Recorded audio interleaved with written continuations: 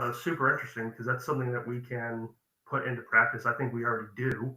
Um, and I guess my question for you was, and this is something as a guide I've always wondered, what was the thing that made you think to start doing that? So the background is for our events at the end of it, we go around and we get everyone gives an appreciation to something they learned during the event, someone who helped them during the event.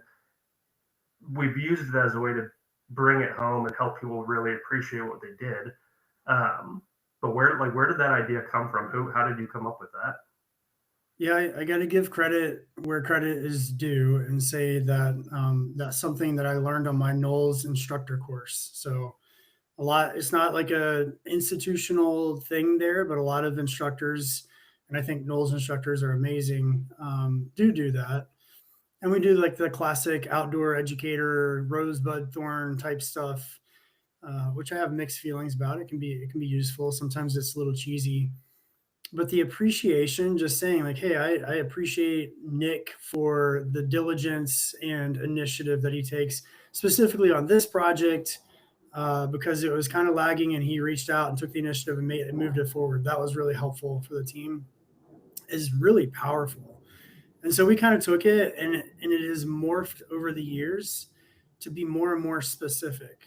I think in the early days, and still we fight this, people will say, well, I really appreciate that beautiful sunset tonight. And it's like, well, that's cool. Like, great. But give us something specific about someone here. And we kind of lucked into this, I think. It wasn't like we read the science and it shows that appreciation helps you, which according to Huberman and all of the physiological stuff, it does help us. According to the studies that he was citing, makes us less anxious, makes us more pro-social, makes us more positive, which makes sense. If we're just simply noticing things that we're grateful for, we're going to be more positive. And if we're actively appreciating other people around us, other people are going to feel appreciated and like they belong and they're important in that group. But we really, when I frame appreciations as I'm guiding, I say, one, I tell people in the morning, I say we're going to do this every day, and at the end of the trip, we're going to go around and appreciate each other, and it needs to be specific. And an example of that is, hey, when I picked up Tim, he had an article that he wanted to talk about, and I appreciate that kind of intellectual curiosity. It's really cool. Should be specific like that. If you want to share general, that's great too. Like you can talk about the sunset or whatever.